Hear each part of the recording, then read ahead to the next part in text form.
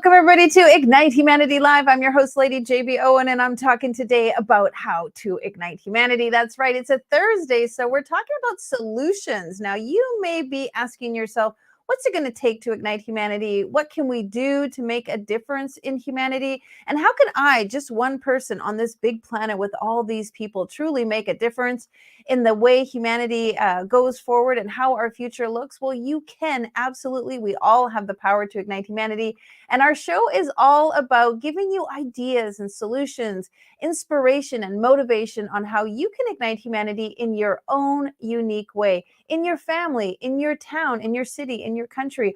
All kinds of wonderful things can happen because you are the spark that creates a movement and a mission for others by igniting something in them, by doing it yourself. And what we do is we talk about ignite moments, those moments in our lives that truly change us, that kind of wake us up and make us realize, like, this is the direction I wanted to go in my life. I need to go in my life. I choose to go in my life. And in this direction, I can do something to help and support others.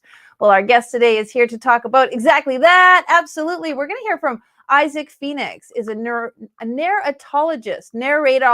Oh, this is a fun word. Narratologist. I'm going to make him say the word. It's such a fun word. Who explores the impact of storytelling across various fields, including mental health, creativity, business, sociology, influence, and communication. His work focuses on using stories to foster emotional healing, enhance creativity, improv, business communications, and shape cultural identities. Isaac's goal is to empower individuals and organizations to craft compelling narratives that articulate their visions, thereby helping everyone to write their own happy ending and ignite humanity. I got to get that word. Narratologist. Is that right, Isaac? Narratologist. Tell me how to say it. Narratologist is perfect. Narratologist. I got it at the end. How is that? Welcome to the show. I love it. What a great, great word. And it's funny how some things roll off our tongue and other things we hiccup on. I always feel like when we hiccup on a word, it's because we're destined to learn something about it. There's something important. We need to pay attention to it. Tell me about this word, because I want to learn more. Well, I've had quite a few job titles. I definitely have ones on my resume rank higher than that, so I use those on my resume. But I enjoy this for two reasons. And reason number one is because, just like you said, it's a fascinating word, and it is absolutely a great conversation starter. But then reason number two is that, as much as I've loved some of the other jobs that I've had, this one definitely touches closest to home for me, because narratology is the study of story. When I was working in the transmedia field, the current narrative structures, which I used and absolutely loved, it still wasn't quite enough for me to utilize to communicate to everyone, every team, what we were trying to accomplish. So I developed my own structure. And now what I do is I take that structure and I apply it in different ways. I've moved from creativity to, I currently do business branding, and I'm working my way all the way down to mental health and how it can help with that. Oh, there we go. You back? Yeah. Oh, we froze. That's all right. I was just thinking, like, I like that word, narrator or narratologist. Can everyone be that? Do we have to study that if we practice the art of storytelling? Is that? So I fully believe that everyone has a story deep down inside of themselves. And so because of that, I fully believe that everyone's got that. Yes, absolutely. But overall, narratology itself is one of those things to where it definitely requires a deep dive. It's definitely its own class of how to figure out not just what story is, but also what story means. But at the same time, the structure that I've designed is designed to help everyone be able to fully understand this stuff. So one of the core aspects that I use is every moment of story is an emotion, behavior, belief, and value. So every character has those four aspects. If a character comes over and knocks on the door to come celebrate a holiday, you'll have a character who gets really happy, gives them a hug, believes that friendship is really valuable, and then absolutely values every single aspect of that person. And so that's also how our memories are made. And that, to me, is the clear aspect, is that as much as I love the archetypes of old, being able to understand it based on who we are, not just the symbols, not just what everyone else has done, but who we are is a key aspect. So, yeah, a big aspect of this structure is to allow everyone to understand this and utilize that. Whether you're crafting stories for large audiences, whether you're just trying to communicate with your friends, whether you're trying to communicate just with yourself. Mm. It's really important because, as you know, I love storytelling. I've published over 750 authors telling their fabulous stories. Is this to be used more when you are wanting to be a writer and create stories, or is it more when you want to reflect and do journaling and do things in regards to your own story? Is it about future journaling when you want to manifest your yet to be story? Is it all included, or are you loving to guide us in a way, one way or the other? It is all inclusive for sure. And the reason why is I designed it to be that way. So one of the big aspects that I utilize is every story consists of 5 parts. You have a need, which I use universal needs from Abraham Maslow, a conflict, a resonance, a connection, and then a value, which I utilize Eric Erickson's values. And so these needs and values are universal, but they can also apply to each one of us, and they can apply in a great many ways. The first need is to feel cared for, and we see that in babies who physically need to be cared for, but also in identities that need to be cared for in order to grow who we really are.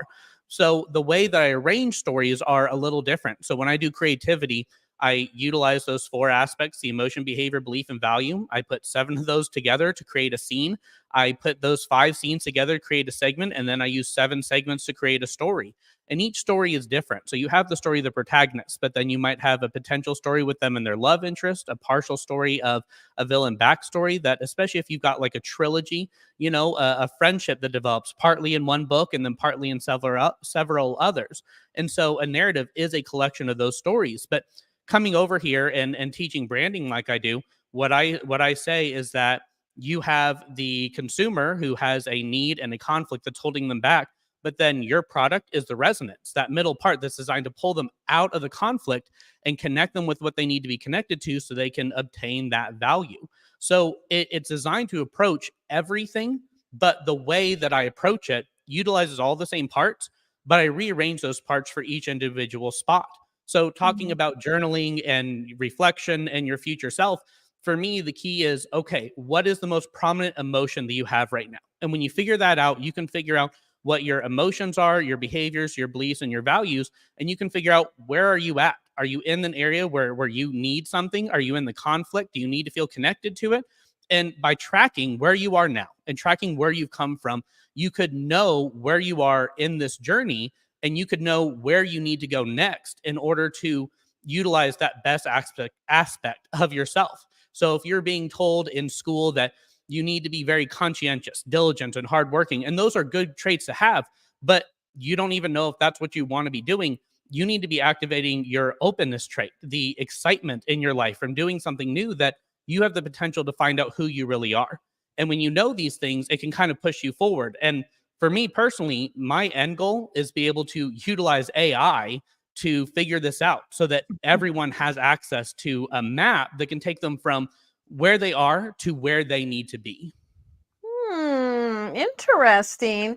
Do you feel like part of the process of learning and molding and growing and fostering the skills that we need, we must go through that journey ourselves and we must walk through it and search through it and find our way versus necessarily following a map?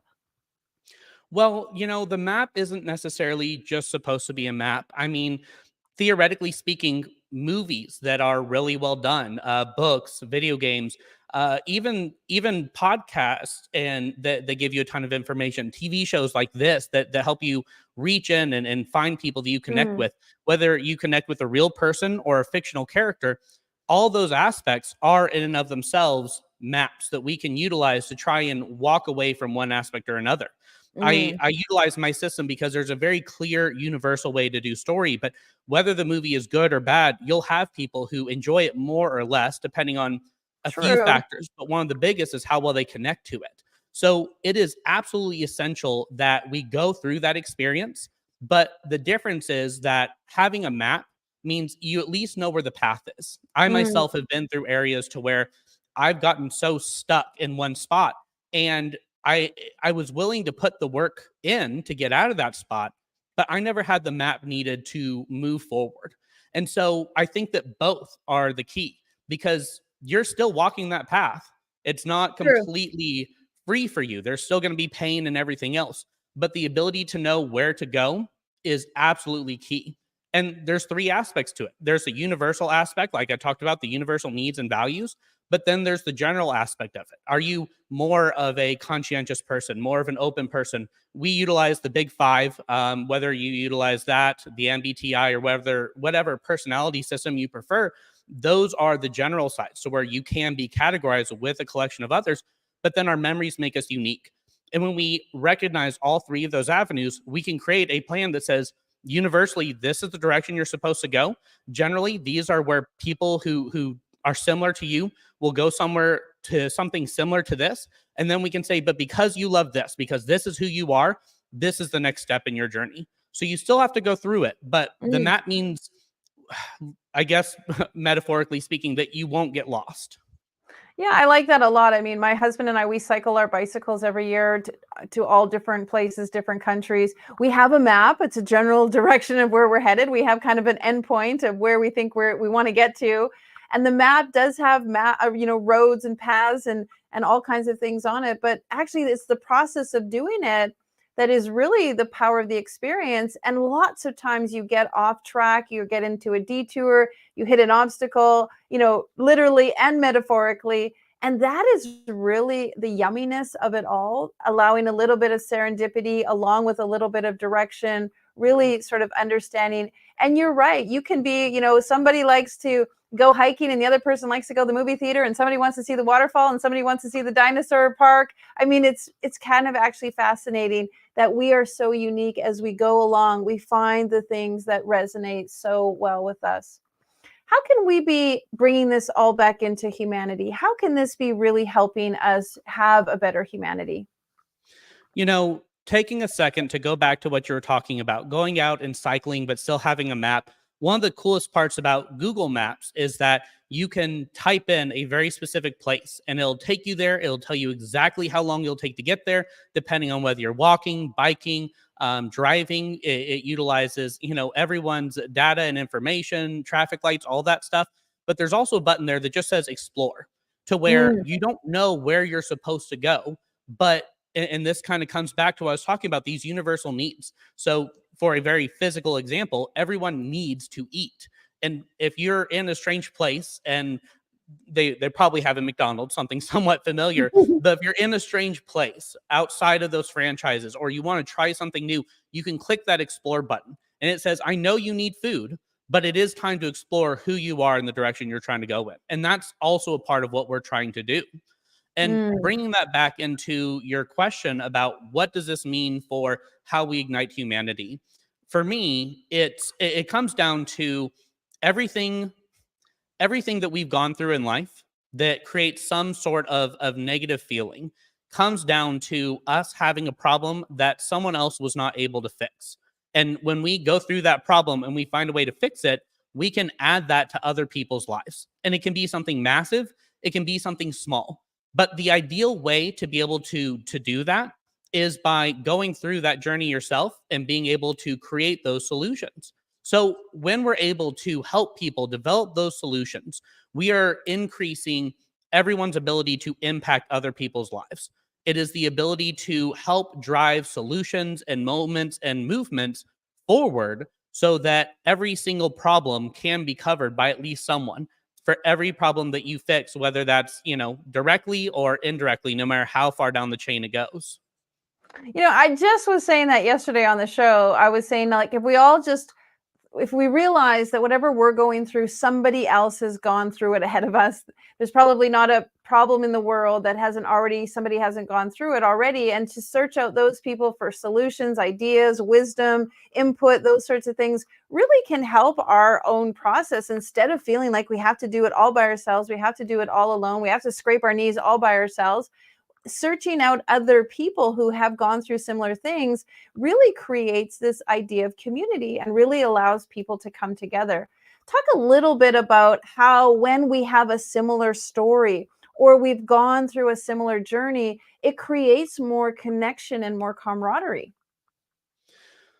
So, I talked before about how we have emotions, behaviors, beliefs, and values. And that's so easy to just be very general about it. But you can actually categorize all of that.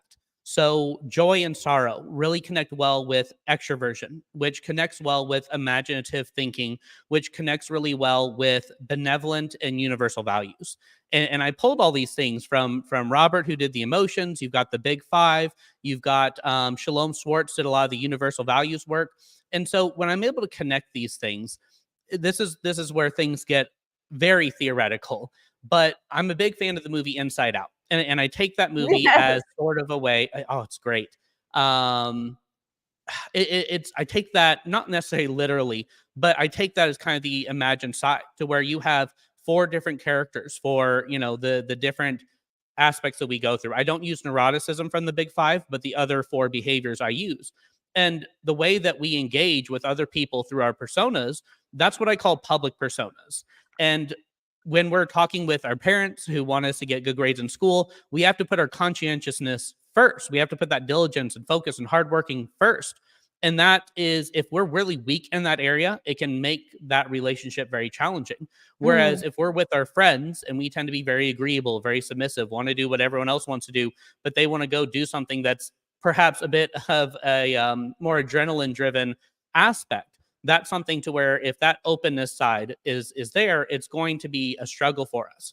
Now, we should absolutely take the aspects of us that are weaker and improve on those things. However, it's absolutely ideal, first and foremost, to recognize our strengths and be able to move forward with that.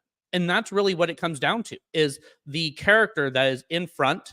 Do we see that character in front of other people? It takes 7 seconds to develop a first impression. And that's really what it comes down to, is just being able to engage and know, hey, is my strongest character the same as their strongest character? And does that allow us to connect and move along? People will tell you, especially in the narrative industry, that they need a flaw, they need a goal, they need something like that. And that's great, but that takes time. And that really deepens the relationship. But the mhm, first key that you want to have is that someone is emotional about doing something because they believe it will get them closer to what means the most to them.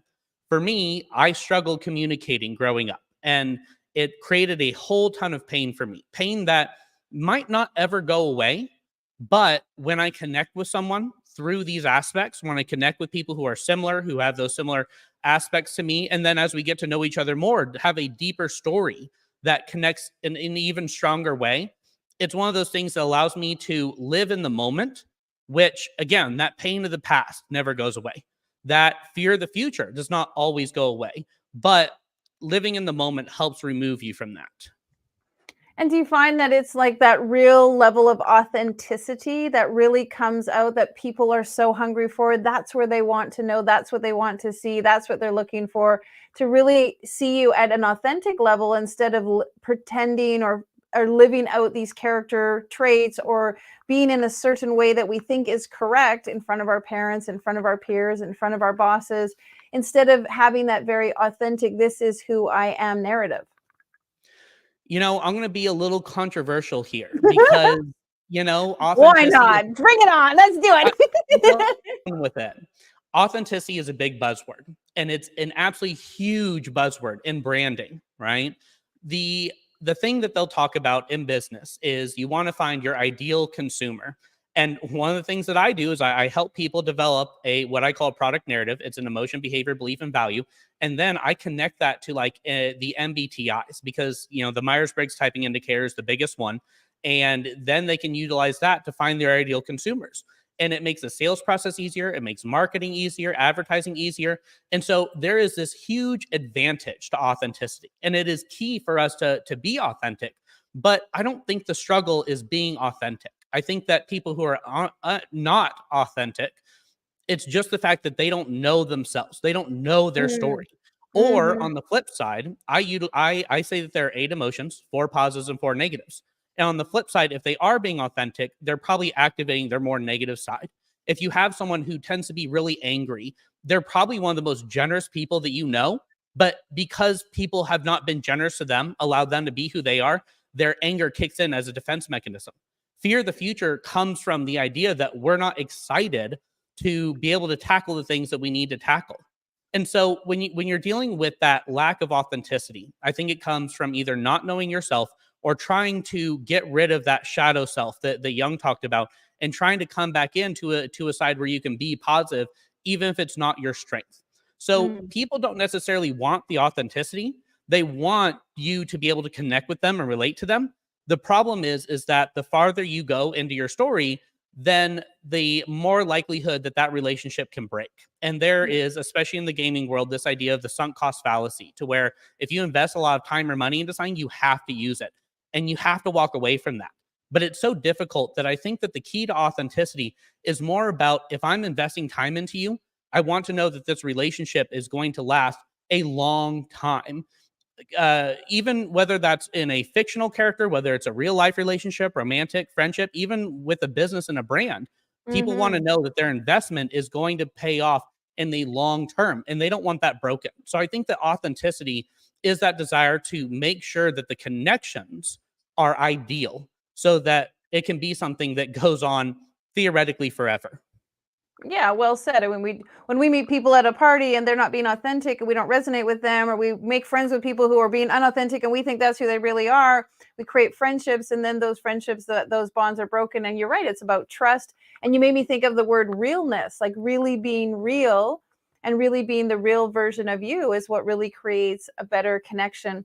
Let's wrap this all back into humanity. How is it that we can use some of the skills that you are sharing with us to create a better relationship in our families, in our communities, and in our countries? I think that the first key to this is to start off by understanding each individual person as best as we can. And again, if we sit back and we say, okay, there are four parts to every person: one that is either happy or sad, one that's angry or generous, one that's excited or scared, and one that's trustful or disgusted. Then Mm. we can sit back and we can recognize the things that they do, the behaviors that connect with the emotions or the emotions that they have. And we know that if they're utilizing that, that's a front facing side for them.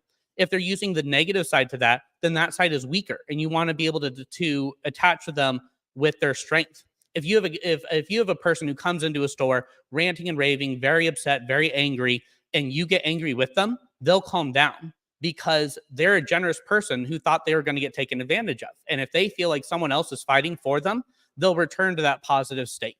The same thing is Mm. true with everything else. How do you get yourself to return to that positive state? By recognizing that your negativity is just a response to what's going on around you.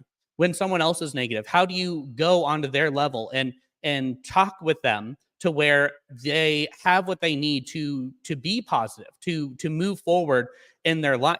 And then when you do that, when you're able to communicate that with them, they can they end up in a state to where they're not just positive, but they're able to listen, they're willing to grow, and it creates something to where everyone is able to move forward and learn this stuff.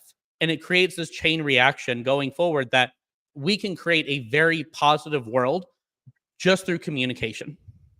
I so agree with you. How we communicate, even our timing on communication is so important. Not jumping to conclusions, not picking up the phone right away and making a response and without taking the time to think through it. The timing we put on our communication is so important. Obviously, the narrative that we put in, the inflection, the tone, it is so important. We are truly going to ignite humanity with better communications.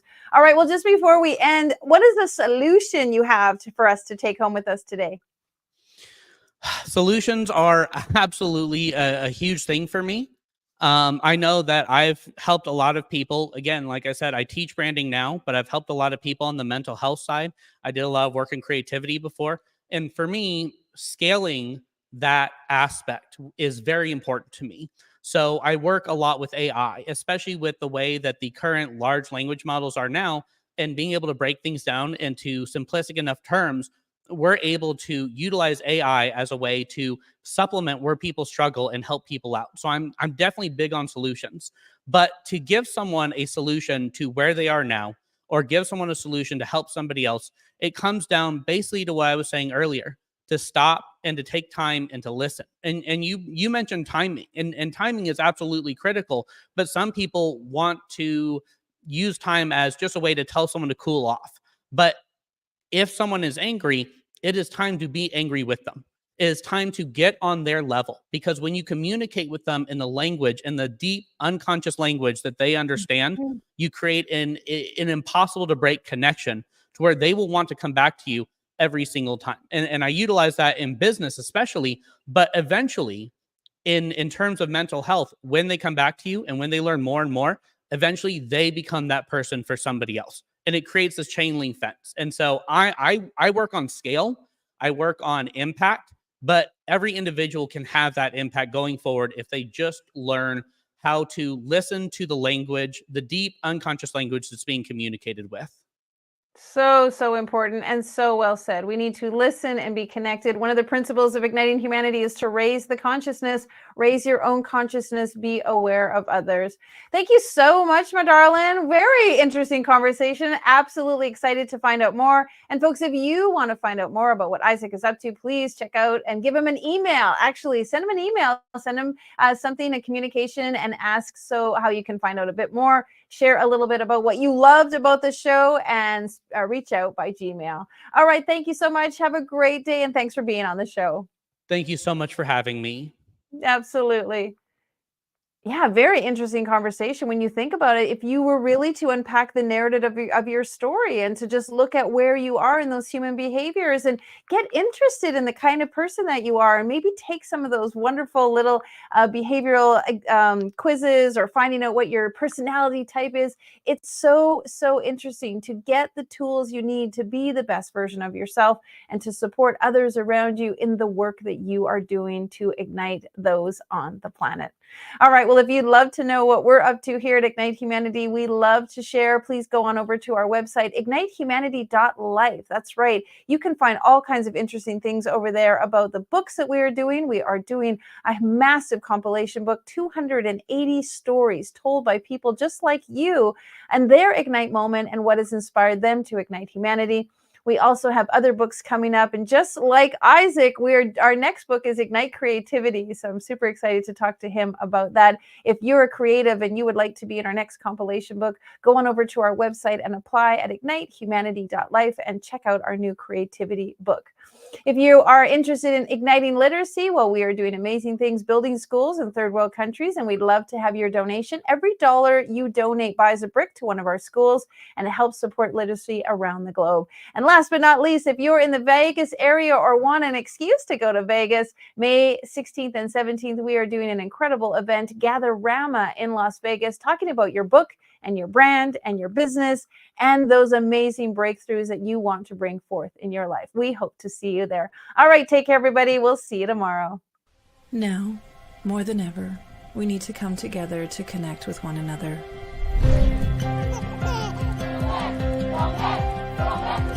We need to feel the truth in who we are and let go of everything that's happened in the past.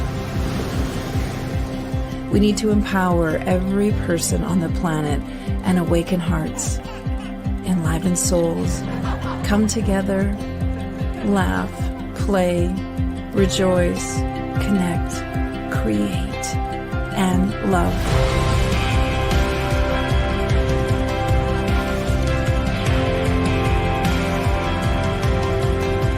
It's time to ignite humanity.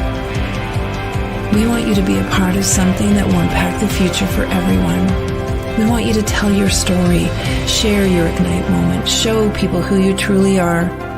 Be a part of igniting humanity and making a difference in the world and all of our futures.